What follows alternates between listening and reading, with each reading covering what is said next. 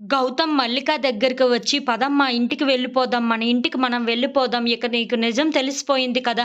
ఇక నువ్వు నాతో వచ్చేయి" అని చెప్పేసైతే అంటూ ఉంటాడు. ఆ మాటలు వినగానే అక్కడ ఉన్న మల్లిక మాత్రం "ఒక్క నిమిషం" అని చెప్పేసైతే అంటూ ఉంటుంది. ఆ మాటలు వినగానే అక్కడ ఉన్న వాళ్ళందరూ అయితే ఒక్కసారిగా షాక్ అయిపోయి మల్లిక వైపు అలా చూస్తూ ఉండిపోతారు. ఇంతలో అక్కడ ఉన్న మల్లిక మాత్రం "ఆగు, ఒక్క నిమిషం ఆగమని చెప్పాను కదా!" అని చెప్పేసైతే తన రూమ్‌లోనికి వెళ్తూ ఉంటుంది. అది చూడగానే అక్కడ ఉన్న వాళ్ళందరూ అయితే ఇప్పుడు ఏం చెయ్యబోతుంది మల్లిక అని చెప్పేసైతే తన కోసం వెయిట్ చేస్తూ ఉంటారు.